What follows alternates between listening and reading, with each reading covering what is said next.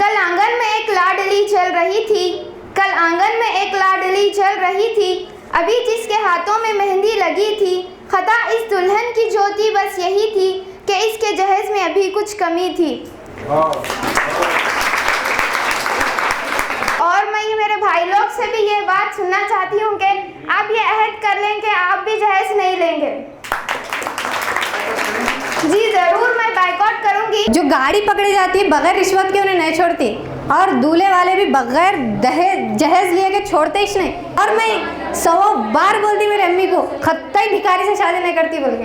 हर दहेज मांगने वाला भिखारी मेरी नज़र में। Really, dowry, it is a social issue. We will think that it is only one issue, but it is not one issue. It will be reason for many issues like also poverty. Poor people will get more poor. निकाह सुन्नत के मुताबिक करने का सोच रहे हैं, लेकिन उसके अंदर रस्म को लागू कर रहे हैं। जहाँ रस्म होती है वहाँ सुन्नत नहीं होती, और जहाँ सुन्नत होती है वहाँ रस्म नहीं होती। हम लोगों की वजह से जहेज़ हो रहा, हमारी खामोशी की वजह से।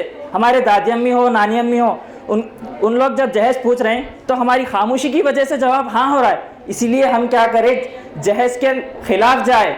ये जहेज़ जो है पैसे वालों की वजह से भी हो रही है, और एक लड़कों की खासकर।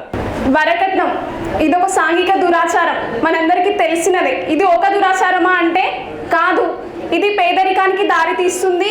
మరియు దానితో పాటు భ్రూణ హత్యలు. మనకు ఆడపిల్ల పుట్టగానే ఆడపిల్ల మనకి బర్డెన్ అవుతుంది అని మనం భావిస్తున్నాం. మీలో ఎంతమంది ఆడపిల్లను కనడానికి ఇష్టపడతారు? పెద్ద అయిన తర్వాత ఒక థాట్ అయితే ఉంటుంది కదా. ఓకే, మీరంటే చాలామందికి ఫస్ట్ ఆఫ్ ఆల్ ఇష్టమే, అందరికీ ఆడపిల్ల అంటే వాళ్ళ కేరింగ్ అన్న ఏమైనా ఇష్టమే. కానీ ఉన్నదల్లా ఒకటే సమస్య, వాళ్ళకి పెళ్లి చేసేటప్పుడు ఎంత డబ్బు ఇవ్వాలి? వాళ్ళకు పెళ్లి చేయడం ద్వారా మేము పేదరికంలో పడిపోతామా? हर कोई बाइकआउट करे।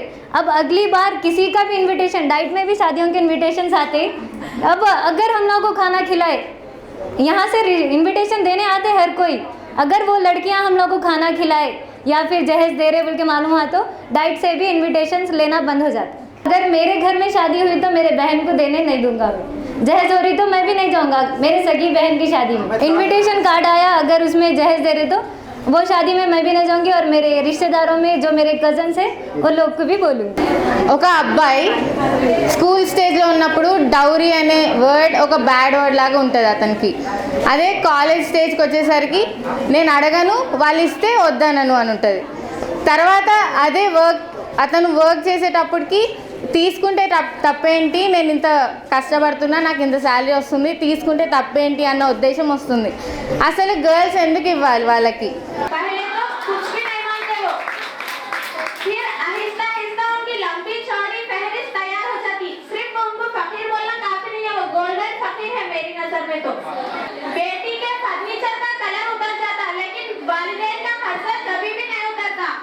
लड़के के मम्मी भी औरतिश है, लेकिन वो क्या करते बोले तो उनको होना असल जहेज लड़के से ज्यादा కట్నం అనేది ఆడపిల్లకు ఒక శాపంగా మారింది కదా. అందువరకు ఫస్ట్ ఆఫ్ ఆల్ మన నుంచి మార్పు రావాలి. అంటే మనం కట్నం తీసుకోకూడదు. अपने खानदान में भी इंशाल्लाह बाइकाट करने के बारे में आज जो यहाँ पे मौजूद कहा गया उसके बारे में भी मैं बोल सकती हूँ, इसलिए मैं बाइकाट करूँगी आज से ही इंशाल्लाह। Do you like dowry system? Do you want to stop it? Yes. Okay. When we talk about how to stop, then a word comes very often, should. We should not take dowry. We should avoid lavish marriages. We should adopt simplicity. This problem today is not of the dowry.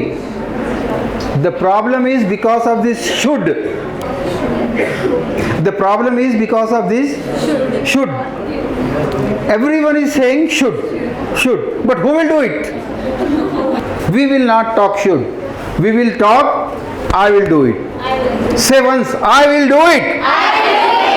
जहेज़ की वजह से कई लड़कियां ज़िंदा जला दी जा रही हैं ससुराल में, और जहेज़ की बदौलत कई लड़कियां शादी की उम्र पार कर चुकी हैं और फिर उनके सरों में सफ़ेदी आ गई है, उसके बावजूद भी वो शादी जैसे बंधन में बंधने से कासिर हैं। उसकी वजह यह है कि महज जहेज की लानत है।